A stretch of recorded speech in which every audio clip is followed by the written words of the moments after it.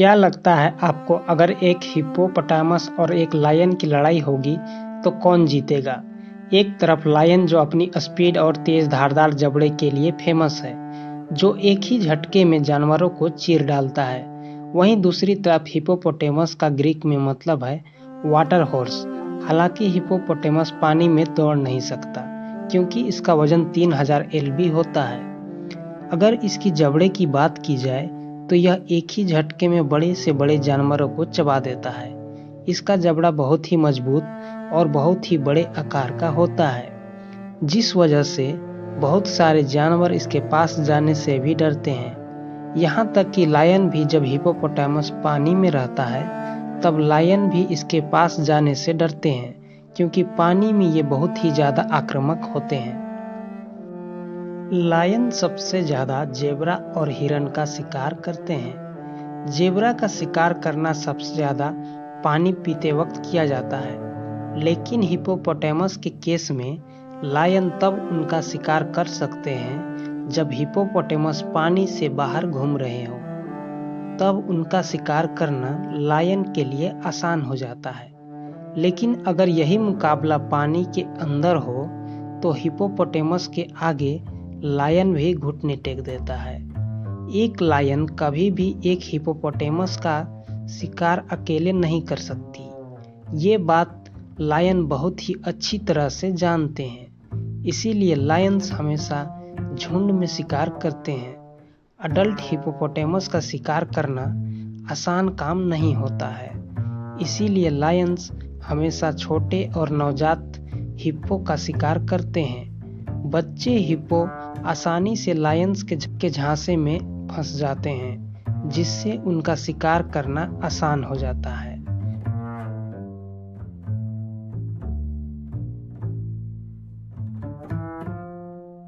जिस जगह पर हिप्पो रहते हैं उन जगहों पर लायन को पानी पीने के लिए भी सोचना पड़ता है। हालांकि अपने बचाव के लिए लायन हमेशा झुंड में रहते हैं, लेकिन ये तरकीब उन्हें तब तक ही बचा सकती है जब तक लायन से छोटे तबके के जानवर उनसे भिड़ते हैं। लेकिन हिप्पो के केस में ऐसा नहीं होता। एक बेबी हिप्पो भी बहुत ही ज़्यादा आक्रोश में शिकार करने के लिए तैयार रहती है। लायंस एक समय तक बहुत ही ताकतवर होते थे, लेकिन समय के साथ इंसानों ने जंगल खत्म करके उनका वर्चस्व ही खत्म कर दिए। मजबूरन उन्हें नेशनल पार्क में रहना पड़ा और उनकी शिकार करने की क्षमता भी कम हो गई, जिससे लायन कमज़ोर पड़ने लगे और उन्हें शिकार करने के लिए भी सोचना पड़ने लगा। पुरानी डॉक्यूमेंट्री में लायन का वर्चस्व बहुत ही शक्तिशाली होता था, लेकिन अभी के वातावरण के अनुसार जिस जानवर को ये वातावरण पसंद आया उनकी तादाद बढ़ी, और जिन्हें ये वातावरण पसंद नहीं आया वे विलुप्त हो रहे।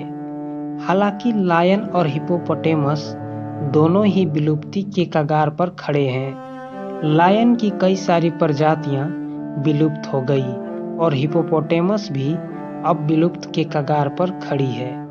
नदियों में पानी सूखने से हिप्पोपोटामस को अपनी जनसंख्या में कमी देखने को मिली।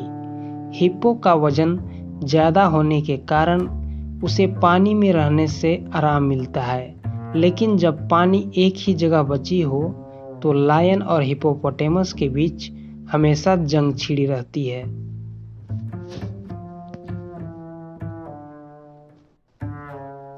समय के साथ हिप्पो भी झुंड में शिकार करना शुरू कर दिए, लेकिन उन्हें शरीर के हिसाब से एक मगरमच्छ या फिर एक लायन का शिकार करने से काम नहीं चलेगा।